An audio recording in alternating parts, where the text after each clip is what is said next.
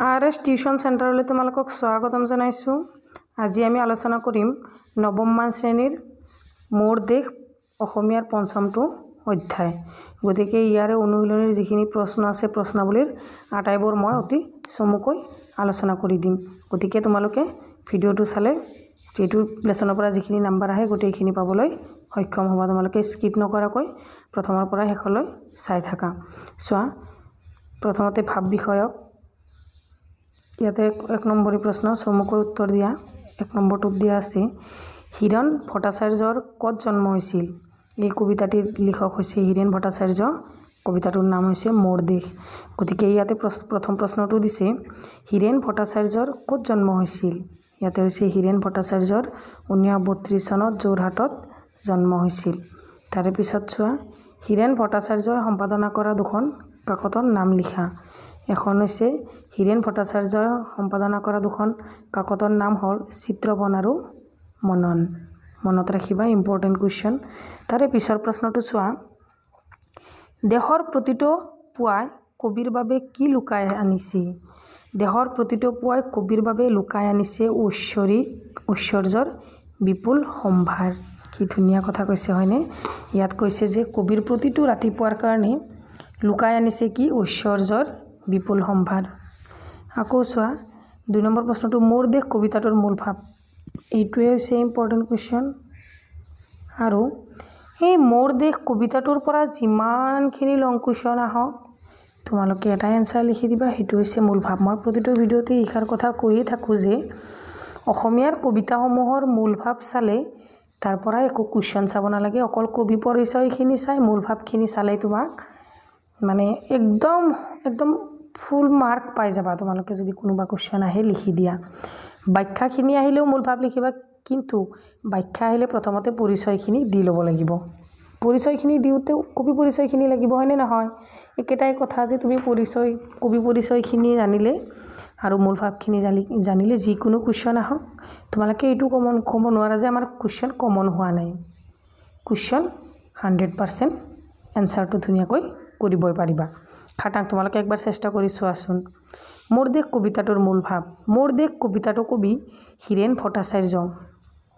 সুগন্ধি কবি হিৰেণ ভট্টাচাৰ্যদেৱৰ মোৰ দেশ নামৰ কবিতাটি এটি স্বদেশ প্ৰেমমূলক কবিতা।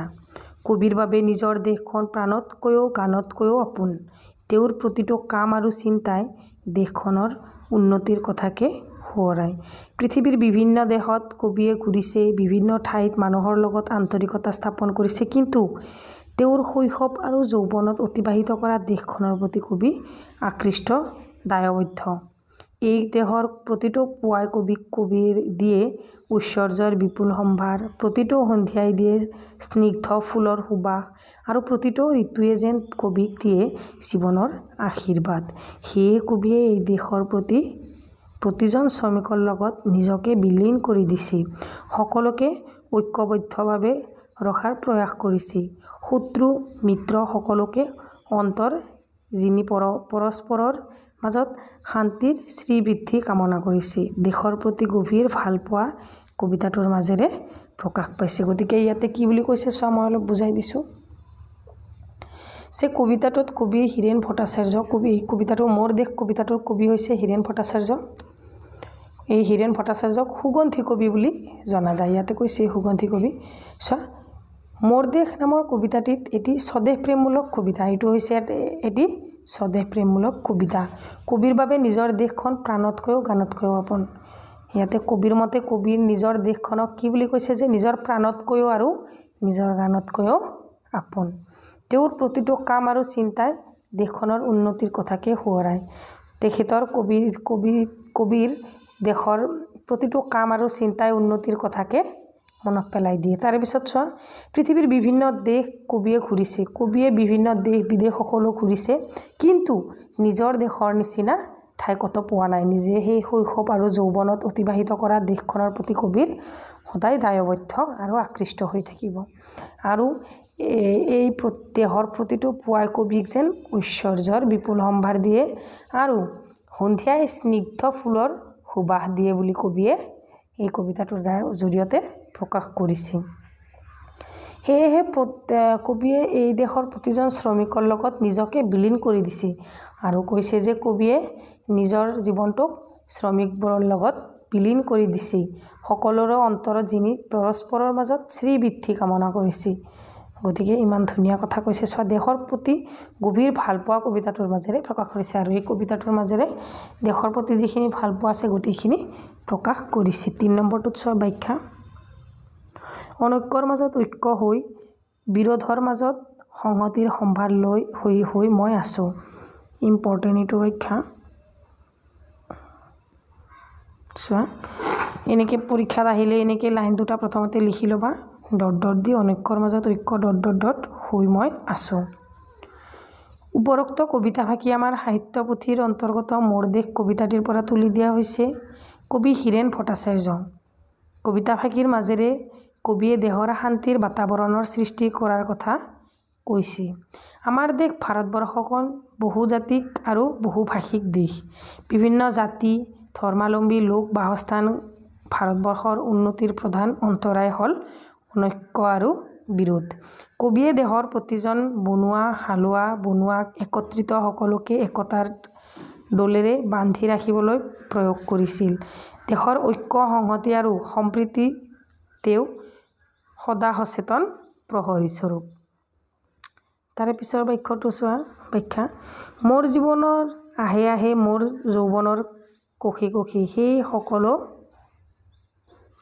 সপোনৰ কলৰল কৈছে মোৰ জীৱনৰ আহে আহে মোৰ যৌৱনৰ কোষে কোষে সেই সপোনৰ কলৰল চোৱা এনেকৈ প্ৰথমতে লিখি ল'বা তাৰে পিছত পৰিচয়খিনি দি ল'বা উক্ত কবিতাফাঁকিৰ সুগন্ধি পখিলা কবি হীৰেণ ভট্টাচাৰ্যদেৱৰ দ্বাৰা ৰচিত কবি মোৰ দেশৰ পৰা তুলি দিয়া হৈছে কবিয়ে নিজৰ দেশখনক প্ৰাণতকৈও ভাল পায় তেওঁৰ প্ৰতিটো কথা কামৰ মাজত দেশৰ প্ৰগতিৰ বাৰ্তাই প্ৰকাশ পায় তেওঁৰ জীৱনৰ যৌৱনৰ দেশৰ বাবে অৰ্পণ কৰিছে দেশখনৰ সোণালী ভৱিষ্যতৰ সপোন কবিৰ ৰন্ধ্ৰে ৰন্ধ্ৰে বিয়পি আছে কবিতাফাঁকিৰ মাজেৰে কবিৰ স্বদেহানুৰাগ ফুটি উঠিছে তাৰে পিছৰ 4 নম্বৰ প্ৰশ্নটো চোৱা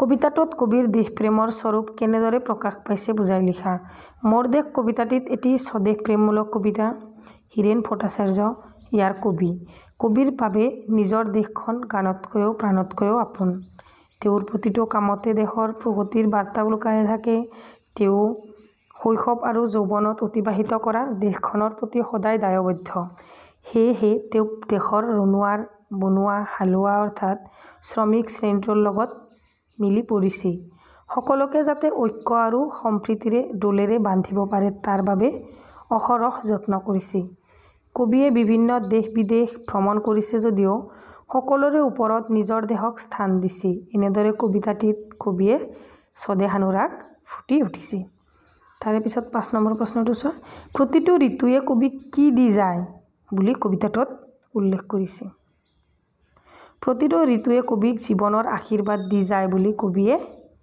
উল্লেখ কৰিছে তাৰে পিছৰ প্ৰশ্নটো চোৱা শান্তিৰ চৰাইজনীক আজলি ভৰাই কবিয়ে কি দিছে শান্তিৰ চৰাইজনীক আজলি ভৰাই কবিয়ে দিছে ভঁৰালৰ এমুঠি ধান পৰাণৰ এমুঠি গান তাৰ পিছত সমাৰ্থক শব্দ লিখা দেশ ৰাষ্ট্ৰ কাম কৰ্ম আৰু কলৰল মানে হৈছে কলৰৱ সাগৰ সমুদ্ৰ সপোন স্বপ্ন বন্ধু মিত্ৰ শেষ সমাপ্ত সম্ভাৰ সামগ্ৰী শস্য বুকু হৃদয়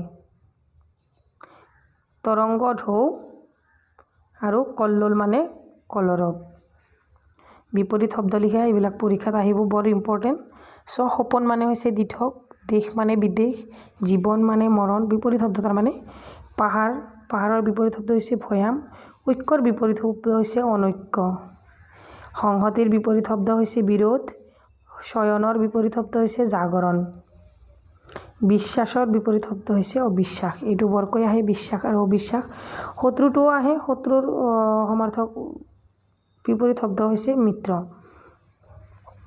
গতিকে চোৱা এই সমাৰ্থক